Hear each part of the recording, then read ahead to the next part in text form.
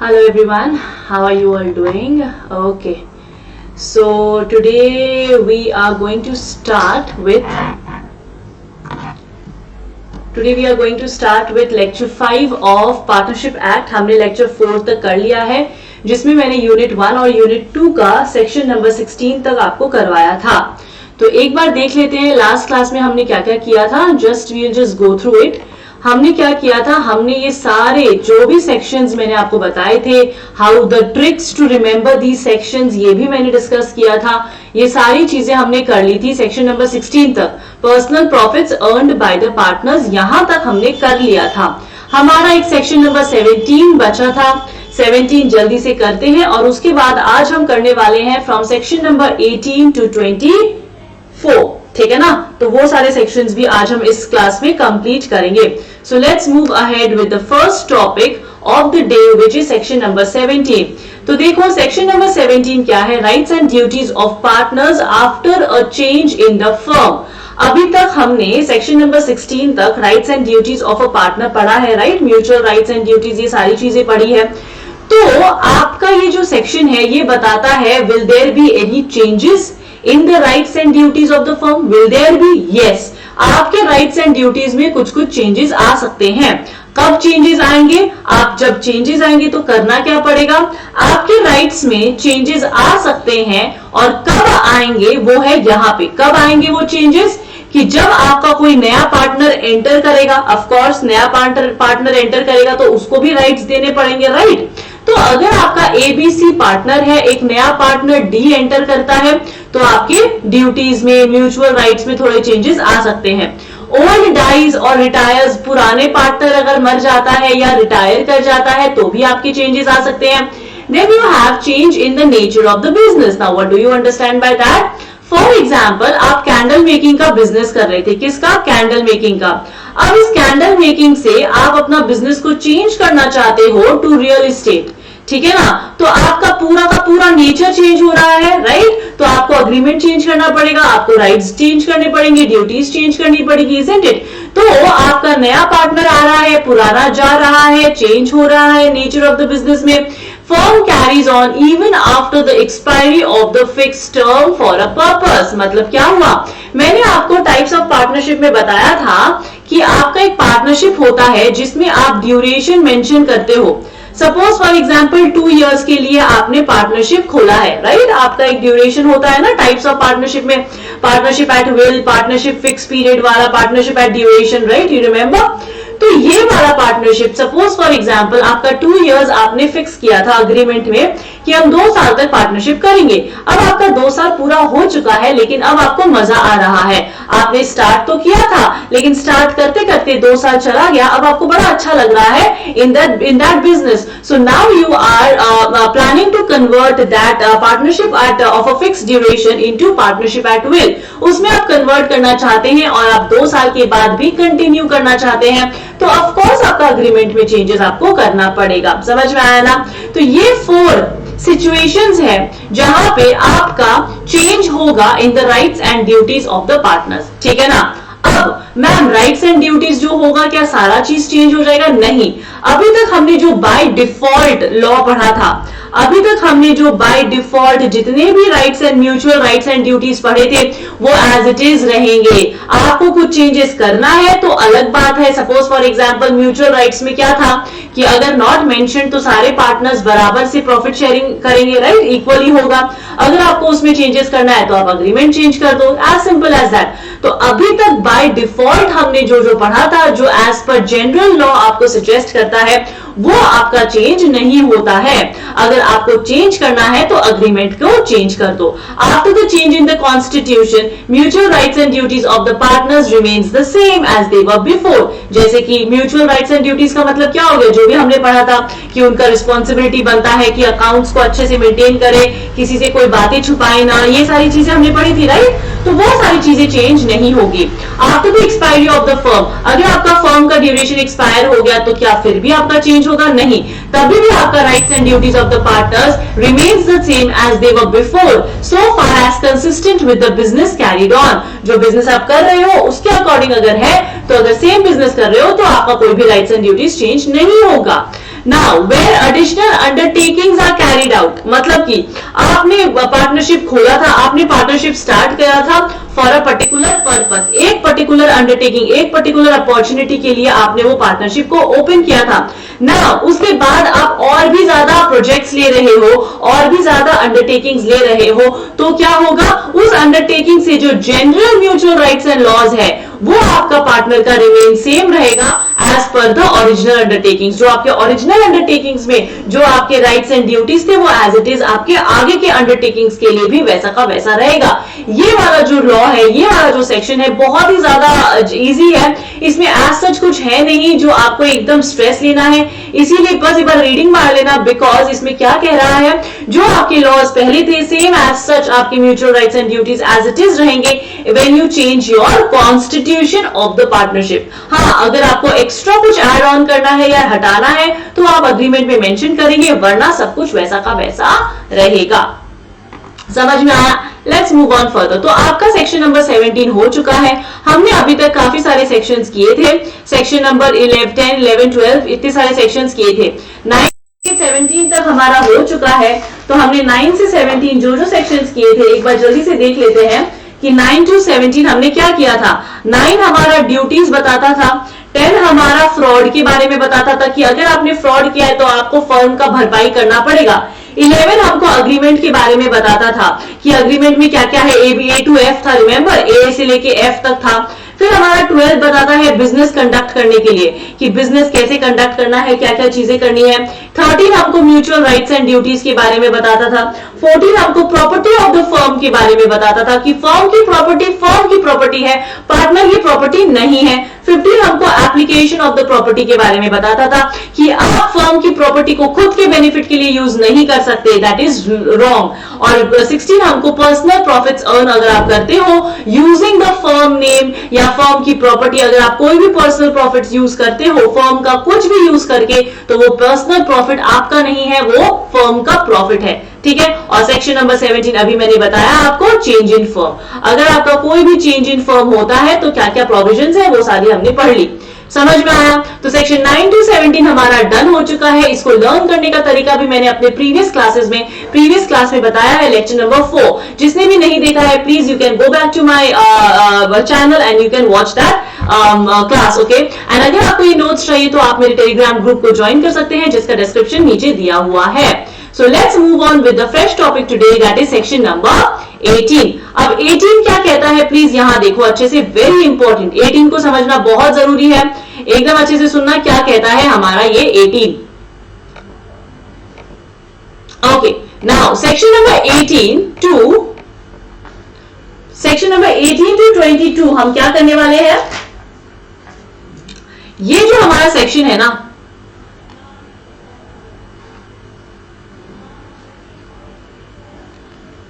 Section number 18 to 22 हमारा क्या है, रिलेशंस है, रिलेशंस ऑफ द पार्टनर्स, ठीक है ना, विथ थर्ड पार्टी के साथ, फर्म के साथ, ठीक है ना। अब प्लीज देखते हैं क्या क्या चीज हम पढ़ने वाले हैं। Now please hear, relation of the partners to the third party, ठीक है।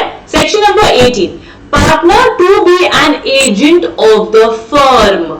ये मैंने आपसे ऑलरेडी डिस्कस किया था, अगर आपको याद है तो मैंने आपको कहा था कि अगर कोई फर्म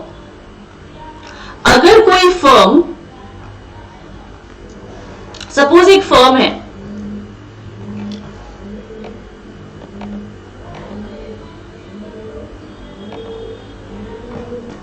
सपोज आपका एक फर्म है, इस फर्म में आपका पार्टनर्स है। मैंने आपको कहा था कि ये partner suppose A, B and C है, ये तीनों मिलके कुछ भी एक्ट करते हैं, कुछ भी they will be mutually N agent of each other, मतलब सारे जने रिस्पॉन्सिबल होंगे, है ना। कोई भी एक्ट करते हैं तो रिस्पॉन्सिबल कौन होगा, रिस्पॉन्सिबल ऑल होंगे, राइट। ये हमने पढ़ा था फर्स्ट क्लास में, मैंने आपको बताया था।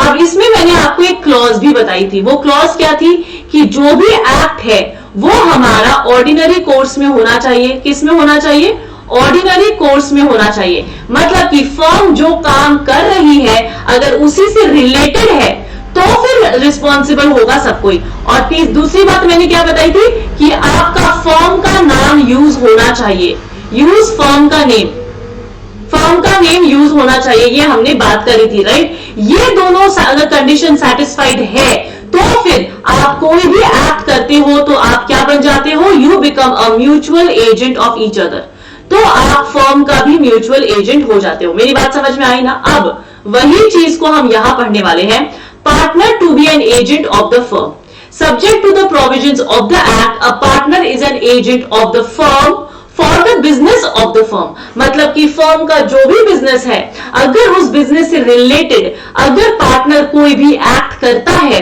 तो उसका रिस्पॉन्सिबिलिटी फर्म का भी है और पार्टनर का भी है। मेरी बात समझ में आ गई। दूसरा, a partner is an agent for other partners as well, ये तो हमने किया था म्यूचुअल एजेंसी में कि एक पार्टनर दूसरे पार्टनर के लिए भी क्या है, रिस्पॉन्सिबल है। ये हमने किया था इन योर प्रीवियस सेक्शंस। ठीक है, नेक्स्ट देखो, rule can not be applied to all the transactions but only for the acts done by partners in the ordinary course of the business. समझ में आया आपको? देखो वापस से समझा रही हूं। Now suppose for example, suppose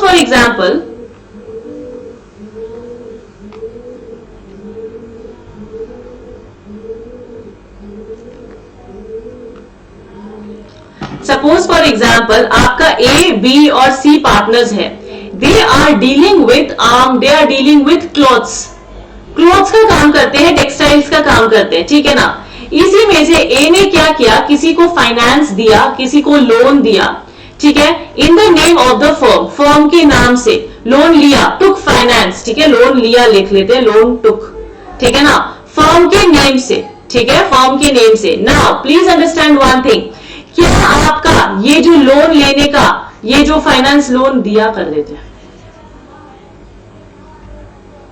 ठीक है, loan given in the name of the firm. Now please tell me, क्या फर्म का ऑर्डिनरी कोर्स, फर्म का ऑर्डिनरी कोर्स क्या कहता है, क्या उसका फाइनेंस देना है, क्या फर्म का ऑर्डिनरी बिजनेस फाइनेंस देना है क्या? नहीं। तो सपोज कोई फ्रॉड हो जाता है या कुछ भी लॉस हो जाता है तो अब मुझे बताओ, who will be responsible? Only A will be responsible, only A सिर्फ आपका रिस्पॉन्सिबल इंसान होगा। म्यूचुअल एजेंसी यहां पे काम नहीं करेगी, क्योंकि मैंने आपको बताया था कि अगर ordinary course of the business है और फर्म का नेम यूज हुआ है, दोनों ही कंडीशंस अगर सेटिस्फाइड है तो ही आपका म्यूचुअल एजेंसी वर्क करेगा। समझ में आया आपको? तभी आपका म्यूचुअल एजेंसी वर्क करेगा। तो section number 18 was very easy, जो प्रीवियसली डिस्कस किया था वही चीज है। A partner is an agent of the firm only when two conditions are satisfied, which is ordinary course of the business and firm का नाम। खत्म, बात समझ में आ गई। Let's move on with the section number 19, very important, इसको important mark कर लीजिए। Now implied authority of a partner as an agent। now मैंने आपको बताया था implied का मतलब क्या होता है। now when I am teaching you, it is implied that I will be doing the best of my job, whatever I am teaching I will make sure that it is correct and it is important for your exam, right? This is my job। now partner का भी वैसा ही होता है। एक partner जब agent बन जाता है, एक पार्टनर जब फर्म का एजेंट होता है तो उसके ऊपर कुछ इंप्लॉयड अथॉरिटीज होती है, ठीक है ना। जैसे कि the partner will said to have employed authority if business is usual and normal. मतलब क्या, आप अगर फर्म के लिए कुछ भी करते हैं सब आपका अथॉरिटी के विद इन माना जाएगा। प्लीज वापस से सुनो, वापस से रिपीट कर रही हूं। आप फर्म के लिए कुछ भी काम करते हैं, कुछ भी, वो आपका विद इन द अथॉरिटी माना जाएगा, but only if it is in the normal course of the business. मतलब कि बिजनेस का यूजुअल काम है, यूजुअल जो मैंने अभी आपको इस एग्जांपल में समझाया था, बिजनेस का यूजुअल एंड नॉर्मल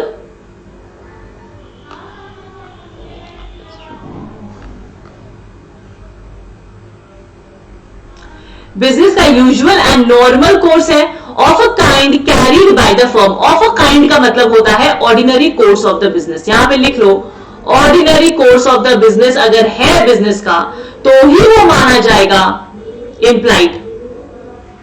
समझ में आया ना।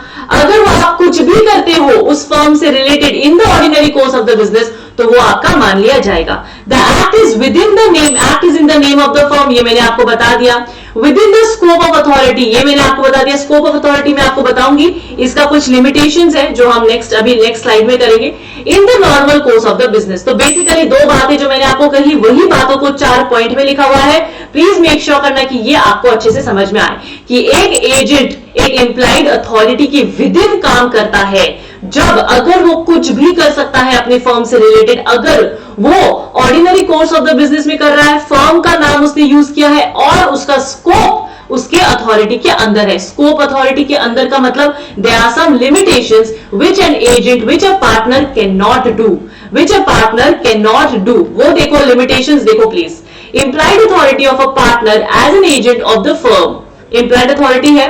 एक्सेप्शंस टू सेक्शन 19, लेकिन सेक्शन 19 जो पार्टनर को काम करने नहीं देती है, मतलब कि which is not a part of the employed authority, these are not a part of employed authority, इसको हम अथॉरिटी के विद इन नहीं कहेंगे। मेरी बात समझ में आ गई?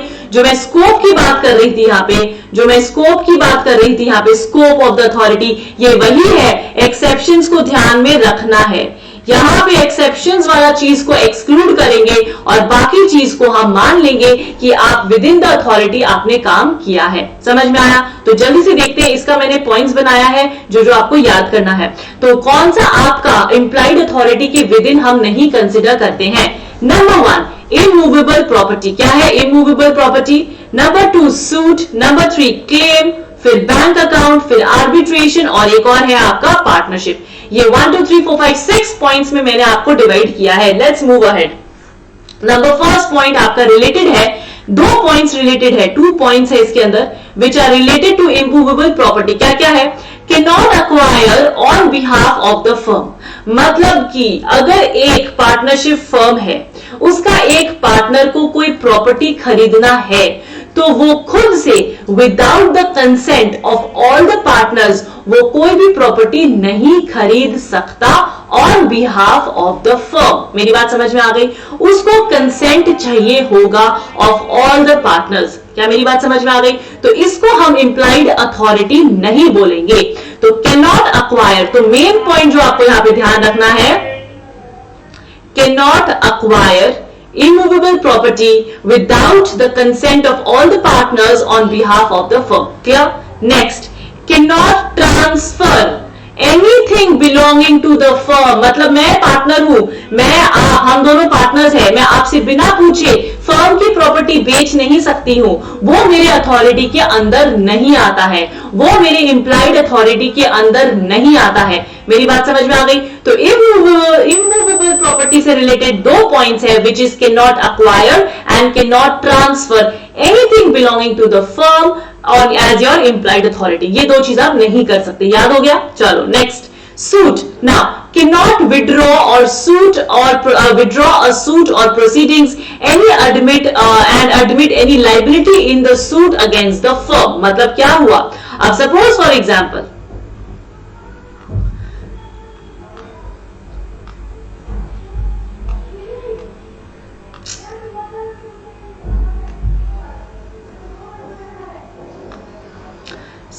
एग्जांपल आपका एक पार्टनरशिप फर्म है।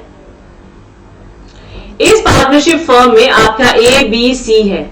इन तीनों ने मिलके क्या किया है? तीनों ने मिलके डी के अगेंस्ट एक केस फाइल किया है, ठीक है ना? अब ए क्या करेगा? ए अपने आप में ए के साथ डी का सेटलमेंट हो गया, और ए ने केस विड्रॉ कर लिया, तो ये चीज नॉट अलाउड, ये आपका अलाउड नहीं है। ए को क्या चाहिए? ए को कंसेंट लेना पड़ेगा of all the partners, consent of all partners required. समझ में आया ना? अपने अथॉरिटी को समझकर, अपने आप को एज एन एजेंट समझकर वो ये काम नहीं कर सकता, ठीक है ना? He can not withdraw any case filed against anyone. अगर फर्म ने किसी के अगेंस्ट केस फाइल किया है तो आप उसको विड्रॉ नहीं कर सकते। तो यहां पे मेन पॉइंट क्या देखना है आपको? Can not withdraw any proceedings being an agent. Clear? Next point है, यहां पे भी 2 पॉइंट्स है बच्चा, ठीक है? यहां पे भी आपका 2 पॉइंट्स है।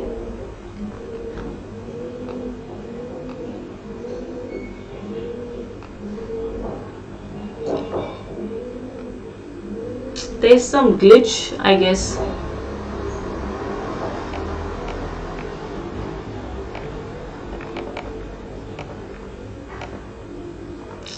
I don't know from where this is coming. Okay. So and admit any liability in the suit against the firm, and admit any liability in the suit against the firm मतलब क्या हुआ? अब suppose for example आपके पास कोई third party है. There is some glitch going on. I'm not. Wait, just give me a second. I'll just check. There is some glitch going on in this slide.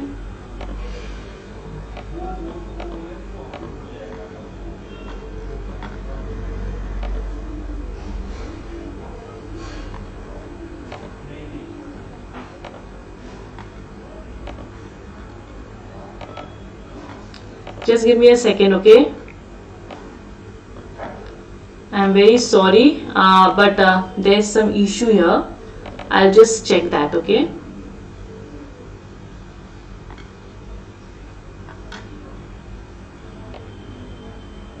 I hope now it's not. Okay.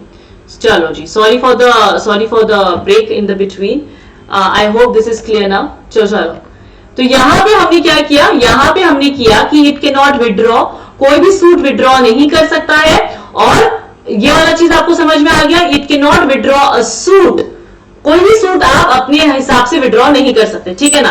Next case देखो. अगर suppose for example कोई third party है, suppose for example D ने case file किया है, सू किया है partnership firm को. ठीक है ना? पार्टनरशिप फर्म को. इस पार्टनरशिप फर्म में ए, बी और सी है. ए ने क्या किया? कोई लाइबिलिटी शो कर दी या कोई चीज एक्सेप्ट कर लिया इन द केस. ए ने अकेले ने एक्सेप्ट कर लिया, विच इज नॉट अलाउड.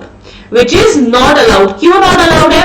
इसको क्या चाहिए? इसको इन सबका कंसेंट लेना पड़ेगा. आप खुद से एडमिट नहीं कर सकते to any liability. Can not admit any liability in the suit against the firm. आप खुद से जाके एडमिट नहीं कर सकते, आपको सबका कंसेंट लेना पड़ेगा. समझ में आया ना? एज एन एजेंट यहाँ पे आप काम नहीं कर सकते. क्लियर? तो यहाँ पे भी आपका 2 पॉइंट्स था. I hope it is clear. तो 2 पॉइंट्स आपके इमूवेबल प्रॉपर्टी के थे, 2 पॉइंट्स आपके सूट के थे. आई hope you all remember this. Now let's move ahead with the next point which is claim. अब देखो, कैन नॉट कॉम्प्रोमाइज और रेलिंक्विश द क्लेम और पोर्शन ऑफ द क्लेम. मतलब क्या हुआ? सपोज फॉर एग्जाम्पल फर्म को कोई कार मिलती है. फर्म लॉटरी में एक कार जीतता है. ठीक है ना? एक कार विन करता है. नाउ इस फर्म के पार्टनर्स कौन कौन है? ए, बी एंड सी. सी ने क्या किया? इस कार को दे दिया किसी और को. Gifted to someone else, gifted to D. Is it allowed? No, not allowed. Why he cannot do this? Because ये जो प्रॉपर्टी है ये सबकी है, ये प्रॉपर्टी फर्म की है. तो वो कोई भी ऐसा चीज क्लेम, कोई भी फर्म का क्लेम वो रेलिंक्विश मतलब अपना हक नहीं छोड़ सकता. रेलिंक्विश का मतलब होता है रिनाउंस करना, मतलब छोड़ देना. तो यहां पे लिखो, रेलिंक्विश का मतलब होता है रिनाउंस करना, अपना हक को छोड़ देना. तो वो अपना हक को नहीं छोड़ सकता विदाउट टेकिंग द परमिशन और consent of all the partners. So can not compromise और रेलिंक्विश द क्लेम और portion of the claim. Portion मतलब कार की 4 टायर दे दी, नहीं दे सकता. पोर्शन भी नहीं दे सकता without the consent of all the partners. समझ में आया ना? तो ये तीनों पॉइंट क्लियर ना? Bank account. Open bank account on behalf of the firm in his own name. मतलब कि आप फर्म के पार्टनर हो, आपको एक बैंक अकाउंट चाहिए फर्म के लिए, तो आपने अपने नाम पे बैंक अकाउंट खुलवा लिया, वो नहीं चलेगा. आपको फर्म के नाम पे ही बैंक अकाउंट खोलना पड़ेगा. सो you can not open the bank account in your own name. आप खुद के नाम से बैंक अकाउंट खोलोगे तो वो आपका होगा, वो फर्म का नहीं होगा. समझ में आया ना? अगर आपको फर्म के लिए बैंक अकाउंट चाहिए तो फर्म के नाम से ही खोलना पड़ेगा. बराबर. नेक्स्ट, आर्बिट्रेशन का मतलब क्या होता है? कोई बीच का आदमी. आर्बिट्रेशन का मतलब होता है सम मिडलमैन. ठीक है ना? अब सपोज फॉर एग्जांपल आपका और आपके पार्टनर के बीच में लड़ाई हो गई, या सपोज फॉर एग्जांपल हम ले लेते हैं ए, बी और सी है. ये पार्टनरशिप फर्म है. ठीक है ना। इस पार्टनरशिप फर्म का किसी डी के साथ लड़ाई हो गई, डिस्प्यूट हो गया, ठीक है, डिस्प्यूट हो गया और ये आपस में सॉल्व नहीं कर पा रहे हैं, not able to solve alone. तो सी ने क्या किया, किसी थर्ड पार्टी को बुलाया और थर्ड पार्टी को कहा please solve the dispute. Third party को डिस्प्यूट सॉल्व करने को कहा, तो इसको बोलते हैं arbitration, which is not allowed.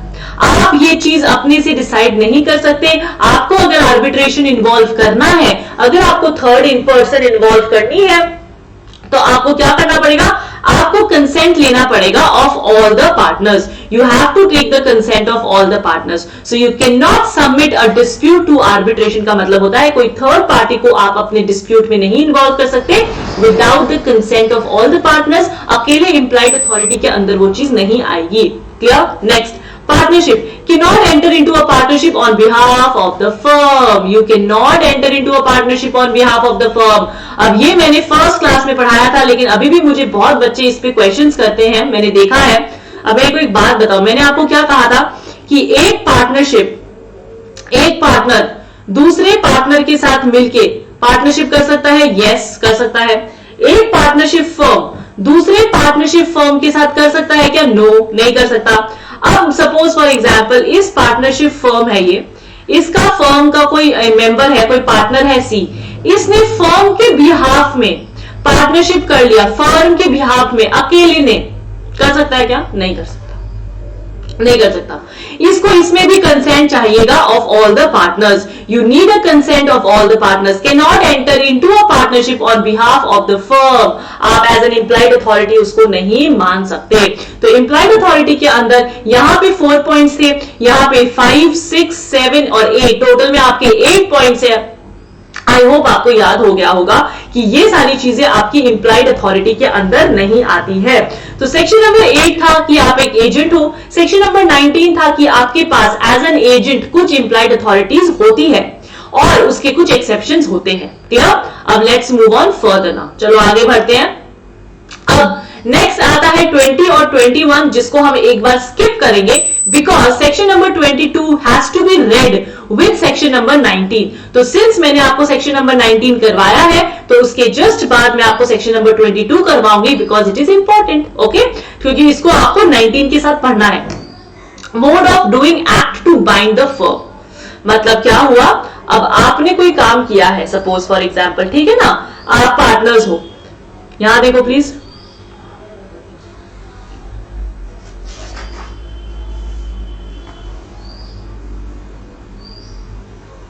चलो जी एक एग्जाम्पल से समझाती हूं आपको, ठीक है।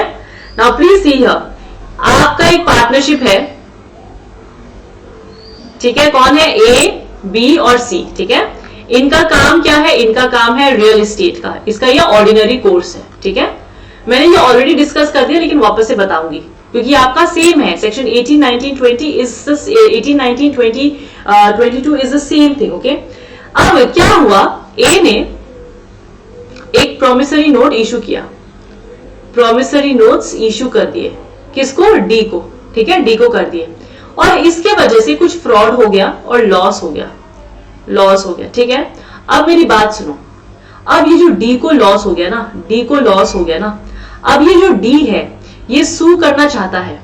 अब ये सू किसको कर सकता है, क्या ये सू फर्म को कर सकता है, क्या ये सू ए को कर सकता है, क्या ये सू ए, बी, सी तीनों को कर सकता है, किसको कर सकता है, आपको मैंने ऑलरेडी बता दिया, इसका आंसर आपको ऑलरेडी पता है।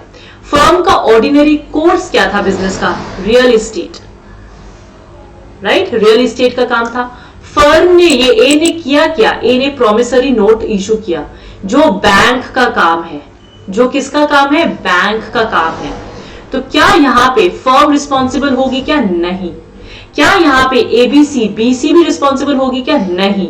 यहाँ पे ओनली पर्सन रिस्पॉन्सिबल कौन होगा, ओनली पर्सन रिस्पॉन्सिबल होगा आपका ए। मेरी बात समझ में आ गई, वही चीज यहां लिखा हुआ है।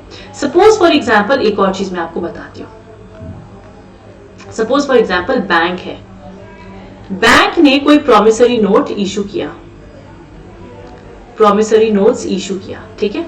अब बैंक ने डी को किया था, उसकी वजह से डी को लॉस हो गया, डी, बैंक ने कुछ फ्रॉड किया था।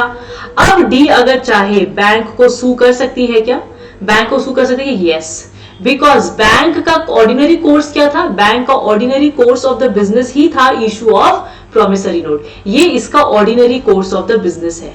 अगर आप कोई भी ऐसा एक्ट करते हो जो आपका ऑर्डिनरी बिजनेस के अंदर आता है, फर्म का नाम से आता है, तभी आपका फर्म बाइंड होगा, तभी आपका फर्म बाइंड होगा उस एक्ट से, वरना फर्म बाइंड नहीं होगा। मेरी बात समझ में आ गई? तो यहां देखो please, in order to bind the firm an act और इंस्ट्रूमेंट डन और executed by a partner or other person on behalf of the firm shall be done or executed in the firm name। मैंने क्या बोला था, सबसे पहला important point क्या है कि वो फर्म नेम में होना चाहिए, और एनी अदर मैनर एक्सप्रेसिंग और implying the intention to bind the firm, और या कोई ऐसा तरीका है जिससे आप क्या कर रहे हो, फर्म को बाइंड करने की कोशिश कर रहे हो। तो यहाँ पे एक और चीज लिख दो, ऑर्डिनरी कोर्स में भी होना पड़ेगा।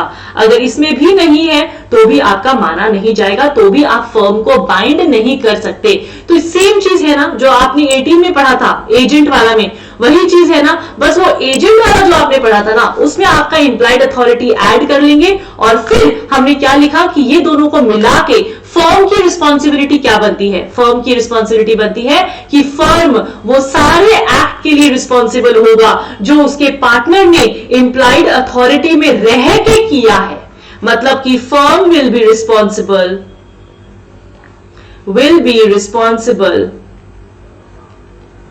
for all acts done within the implied authority, जो आपका 19 में मेंशन था, implied authority के अंदर किया है, और फिर क्या है, फर्म का नाम पे किया है, फर्म के नेम पे किया है। अगर ये चीज किया है ना तो फर्म आपका रिस्पॉन्सिबल होगा, फर्म विल बी रिस्पॉन्सिबल। क्या मेरी बात समझ में आ गई? तो आपका फर्म क्या होगा, रिस्पॉन्सिबल होगा। क्लियर?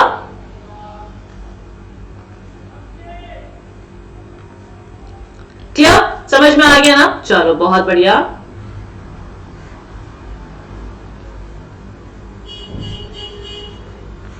ठीक है, चलो तो सेक्शन नंबर 22 हमारा हो चुका है। तो अभी तक हमने क्या क्या पढ़ा, एक बार जल्दी से देख लेते हैं। अभी हमने पढ़ा सेक्शन नंबर 18 पढ़ा, 19 पढ़ा और 22 पढ़ा, राइट। 18 में हमने क्या पढ़ा था, एजेंट पढ़ा था, 19 में हमने इंप्लाइड पढ़ा था, और 22 में हमने बाइंड पढ़ा था, बाइंड द फर्म, फर्म को बाइंड करता है ये दोनों चीज, है ना, उसके एक्ट के लिए। खत्म। अब चलते हैं सेक्शन नंबर 20 और 21 में। जल्दी से देखो 20 और 21 क्या कहता है। नाउ प्लीज सी हियर, 20 कहता है extension and restriction of partners implied authority. मतलब क्या कि आपके पार्टनर्स का कुछ कुछ एक्सटेंशन है, कुछ कुछ रेस्ट्रिक्शंस है, जो आपने इंप्लाइड अथॉरिटी 19 में पढ़ा था ना, तो उसका कुछ कुछ आपका एक्सटेंशंस और रेस्ट्रिक्शंस है। तो वो सारी चीजें अभी हम क्या करने वाले हैं, पढ़ने वाले हैं।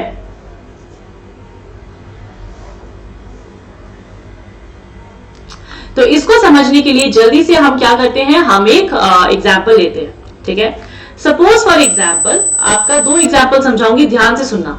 सपोज ए, बी और सी पार्टनर्स हैं, ठीक है, पार्टनर्स हैं, ठीक है। इनके अग्रीमेंट में रिटन था, इनके अग्रीमेंट में लिखा है कैन नॉट लेंड मनी, ठीक है, कैन नॉट लेंड। अब मेरी बात सुनना, ए ने क्या किया, ए ने फिर भी डी को लोन दिया फर्म के नाम से, फर्म के नेम से लोन दिया ऑफ ₹50,000, ठीक है, 50,000 का। अब मुझे बताओ, यहां पे 2 केसेस होगा, ठीक है। फर्स्ट केस क्या है, D knows about the restriction और D does not know about restrictions, ठीक है। अगर डी को पता है कि फर्म पैसा नहीं लेंड कर सकता, फिर भी डी ने पैसा लेंड किया है, तो इस केस में firm not responsible, firm not responsible. मेरी बात समझ में आ गई? अब यहां पे क्या है, D does not know about the restriction, यहां पे डी को रेस्ट्रिक्शंस के बारे में पता नहीं है, तो इस केस में क्या होगा, फर्म will be responsible. अब आप बोलोगे मैम ऑर्डिनरी कोर्स समझाया था, अरे बच्चा ये तो नॉर्मल है ना, ऑर्डिनरी कोर्स का बात नहीं हो रहा है यहाँ पे सिर्फ राइट्स का बात हो रहा है। अगर आपका राइट नहीं है फिर भी आपने वो काम कर लिया है और एज अ पार्टनर बन के किया है, फर्म का नाम यूज करके किया है, कोई एक राइट आपने यूज कर लिया, समझ में आया, कोई एक राइट जो फर्म का नाम यूज करके आपने किया है, तो फिर आपका रिस्पॉन्सिबिलिटी बन जाएगा, फर्म का रिस्पॉन्सिबिलिटी बन जाएगा। मेरी बात समझ में आ गई? तो यहां देखो, implied authority of the firm implied authority of the partner may be extended or restricted by contract. Contract के अंदर आप कुछ भी कर सकते हो, आप किसी को रिस्ट्रिक्ट कर सकते हो, किसी को एक्सटेंड कर सकते हो। सपोज फॉर एग्जांपल इसी में आप कॉन्ट्रैक्ट में लिख देते कि सिर्फ बी लोन दे सकता है, only B can give the loan, तो एक्सटेंडेड द कॉन्ट्रैक्ट हो गया ना। और रेस्ट्रिक्ट में मतलब कि आपने कॉन्ट्रैक्ट में लिख दिया कि ये चीज ये पार्टनर नहीं कर सकता, क्लियर? तो implied authority of the partner may be extended और restricted by contract between the partners under the following conditions. The restrictions imposed on the implied authority of the partner by agreement shall be effective against the third party. The third party knows of the restriction. अब मेरी बात ध्यान से सुनना. The third party does not know that he is dealing with the partner in the firm. अब मेरी बात सुनो. अब यहां पे मैंने क्या बोला आपको, ये लॉजिक समझ में आया?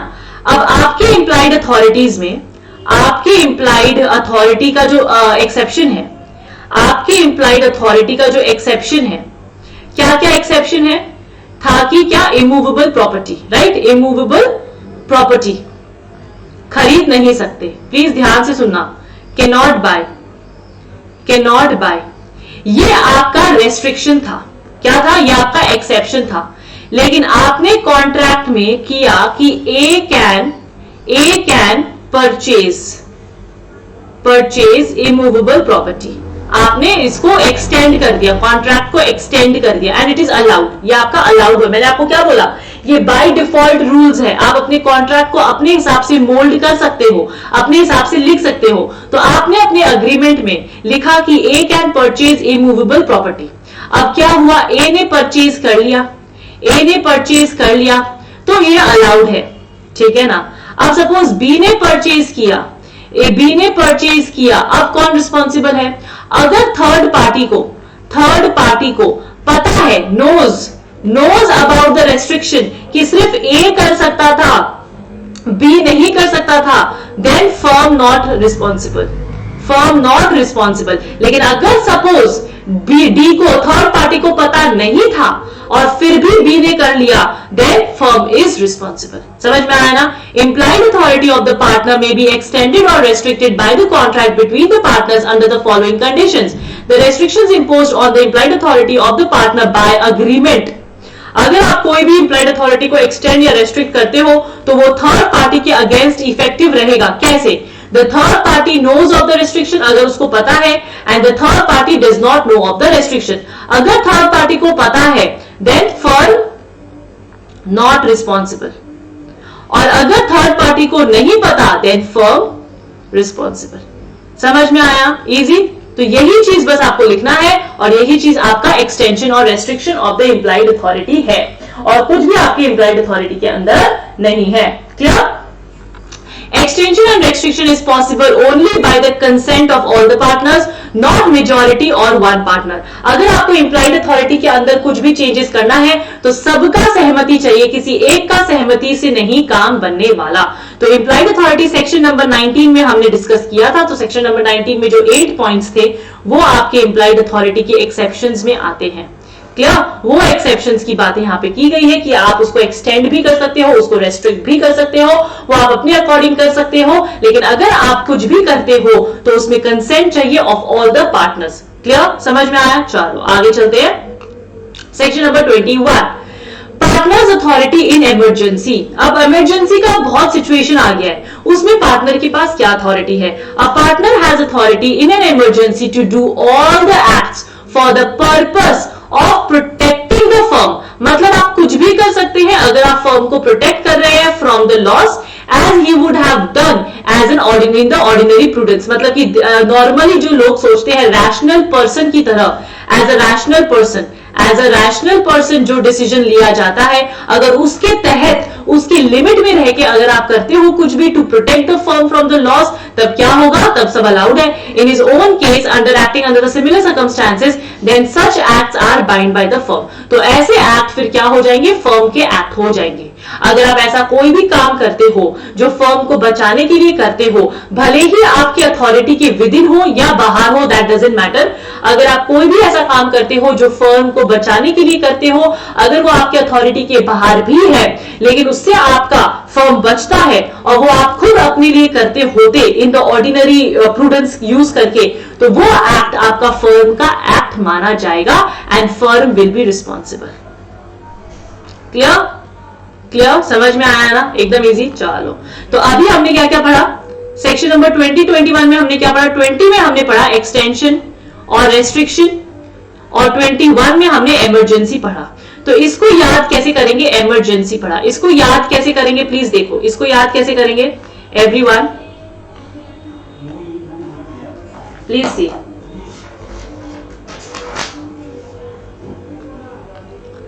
सेक्शन नंबर 18, 19 और 22 हमने पढ़ा था, फिर हमने 20 और 21 पढ़ा. तो इसको मैंने बनाया है agent is implied to bind restrictions for emergency. आपको जैसे याद होता है वैसे आप याद कर सकते हैं. ये सिर्फ मेरा तरीका है, जरूरी नहीं है कि आपको भी ऐसे याद करना है. आपको जैसे इजी लगे वैसे याद कर लीजिए. मैं यूजुअली ऐसे ही याद करती थी, तो मैंने इसको ऐसे ही आपको बताया है. समझ में आया? तो सेक्शन 18, 19, 22, 20 एंड 21 आपका डन हो गया है. Let's move ahead with section number 23 which is very easy. Now section number 23 और 24 थोड़ा सा ना लोचा वाला सेक्शन है. ये आपका जो एडमिशन है, यहाँ पे एडमिशन से आप क्या समझते हो कि admitting of a new partner, admission of a new partner. लेकिन यहाँ पे एडमिशन ऑफ अ पार्टनर का मतलब ये नहीं होता है. यहाँ पे एडमिशन का मतलब होता है एक्सेप्टिंग, एक्सेप्टिंग या फिर एविडेंस. समझ में आया? तो यहाँ पे जो आपको दिख रहा है, जो आपको दिख रहा है वही आपका जो हेडिंग है वो आपका अंदर नहीं है. समझ में आया? तो देखो प्लीज, अब यहां पे मैं आपको एक चीज बताती हूं. सपोज फॉर एग्जाम्पल, इसका एग्जाम्पल लेते हैं. प्लीज एग्जाम्पल से समझना, समझ में आ जाएगा. Suppose A, B and C आपके पार्टनर्स हैं, ठीक है ना? They are the partners. Clear? Now they deal with selling motor parts, ठीक है ना? मोटर पार्ट सेल करते हैं, ठीक है? अब यहां पे क्या आया, यहां पे आपका एक कस्टमर आया डी, इसको यामाहा का मोटर पार्ट चाहिए, यामाहा का स्पेयर पार्ट चाहिए. क्या चाहिए? स्पेयर पार्ट चाहिए. क्लियर? अब हुआ क्या, सुनना. अब सी ने क्या किया, सी ने डी को कहा कि एक पर्टिकुलर ब्रांड बेचा, एक पर्टिकुलर पार्ट बेचा और कहा कि इट इज यूजफुल. उसको कहा कि आपके यामाहा में वो फिट बैठेगा. समझ में आया ना?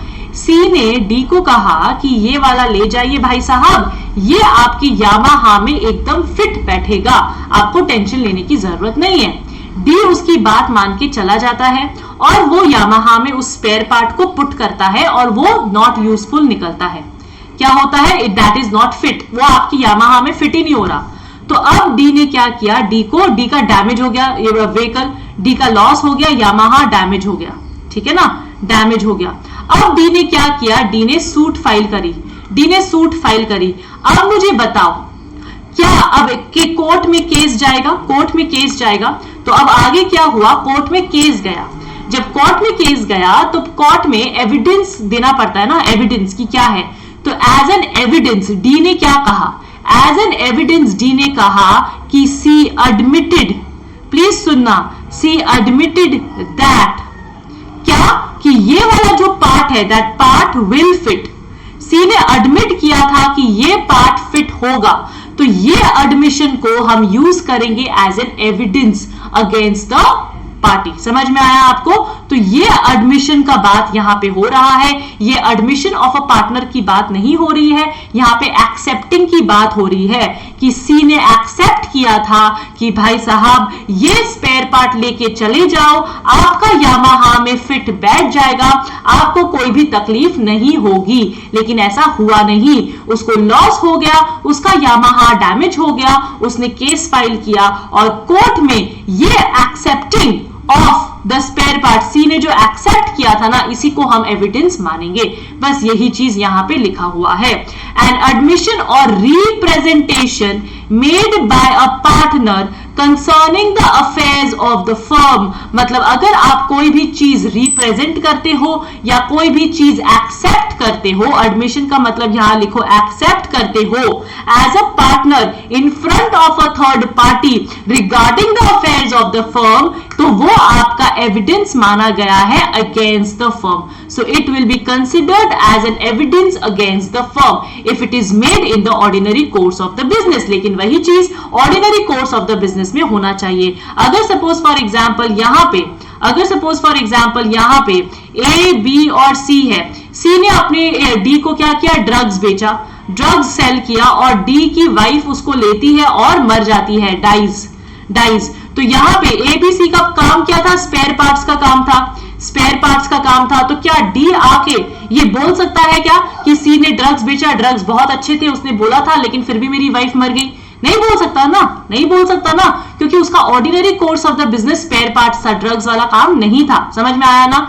तो यहां पे देखो, एन एडमिशन और representation made by a partner concerning the affairs of the firm in evidence is evidence against the firm, वो आपके फर्म के लिए एविडेंस माना गया है, is evidence against the firm if it is made in the ordinary course of the business and it is binding on the firm, और वो आपके फर्म के लिए बाइंडिंग हो जाएगा। समझ में आया ना? Evidence not effective between partners dispute. अब अगर suppose for example A and B के बीच में डिस्प्यूट आ जाता है, ठीक है ना, और बी कहता है कि ए ने एक्सेप्ट किया था कोई चीज, तो वो इतना इफेक्टिव नहीं है। आप उसको एज एन एविडेंस यूज कर सकते हो, लेकिन वो इतना इफेक्टिव नहीं है। ये ज्यादा इफेक्टिव कब है? Only with the third party के साथ ये इफेक्टिव है, लेकिन आपस में ये इफेक्टिव इतनी ज्यादा नहीं है। तो क्या आपको समझ में आया effects of admission bye partner जो कुछ भी बोलेगा सोच समझ के बोलना चाहिए उसको, क्योंकि उसका जो बोला हुआ वचन है वो फर्म का वचन माना जाएगा। उसका बोला हुआ जो बात है, उसका जो एडमिशन है, उसका जो एक्सेप्टेंस है, उसका जो रिप्रेजेंटेशन है, वो फर्म का रिप्रेजेंटेशन माना जाएगा। क्या मेरी बात समझ में आ गई? क्लियर? तो सेक्शन नंबर 23 था effects of admission by a partner. Now section number 24 पढ़ते हैं, effects to notice of to acting partner. मतलब क्या हुआ? Effects of notice to acting partner का मतलब प्लीज यहां देखिए ना, notice to partner is the notice to the firm. इसका मतलब क्या होता है, सुनो।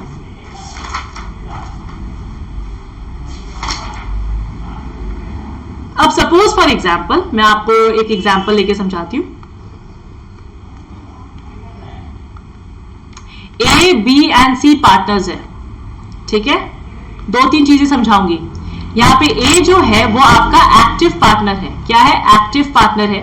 बी आपका स्लीपिंग पार्टनर है, ठीक है, स्लीपिंग पार्टनर है, ठीक है। अब क्या हुआ? डी है, डी ने केस फाइल किया है। केस फाइल करने के पहले इसने एक वार्निंग दी थी, वार्निंग नोटिस दी थी, ठीक है। ये नोटिस चला गया किसके पास? ये नोटिस उसने ए को दे दी। नोटिस किसको दी? नोटिस सेंड टू ए, ठीक है ना। अब ए की रिस्पॉन्सिबिलिटी बनती है कि वो बी और सी को बताए। एक बार अगर आप नोटिस कोई पार्टनर को दे देते हो तो it is equals to notice given to the firm, तो वो मान लिया जाएगा कि वो आपने फर्म को नोटिस दे दी, मतलब फर्म को बता दिया। मेरी बात समझ में आ गई?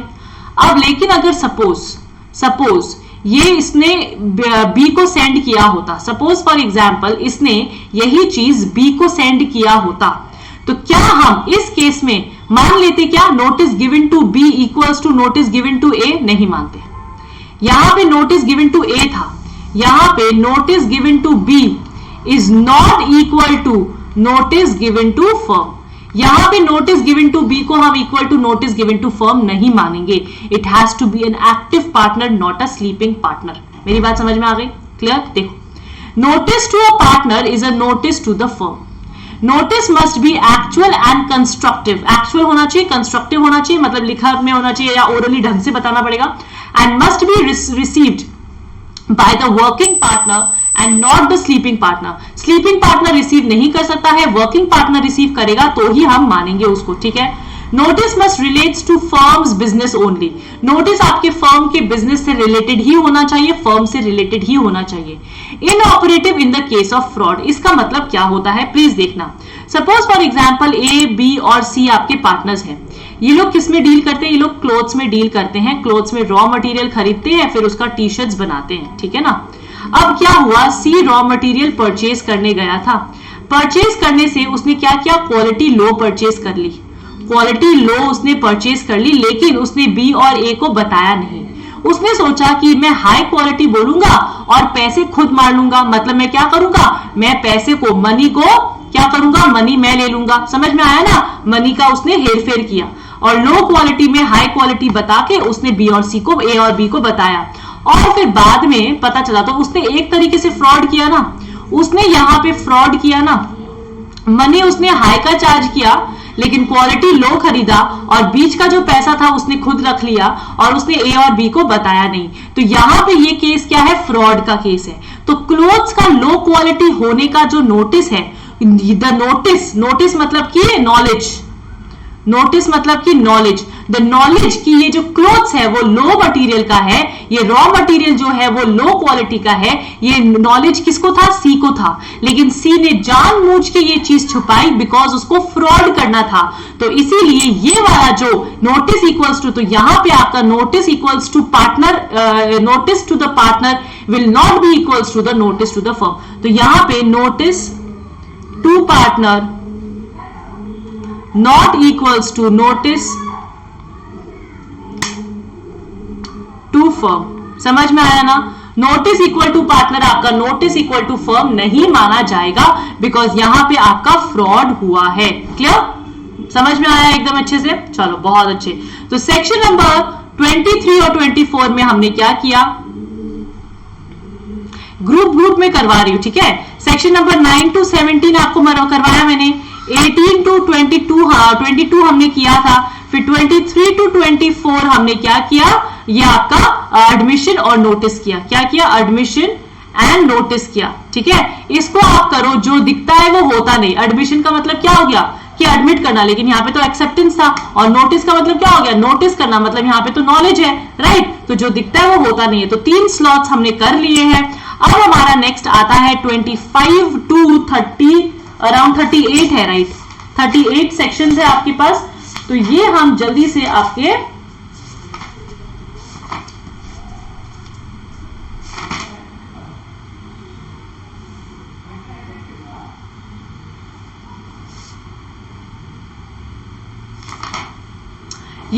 नेक्स्ट क्लास में कंप्लीट करेंगे. ठीक है ना. नेक्स्ट क्लास में करेंगे. I hope you all are understanding whatever I have done. थोड़ा लंबा जाता है क्लास, लेकिन आपको समझ में आ गया. ठीक है.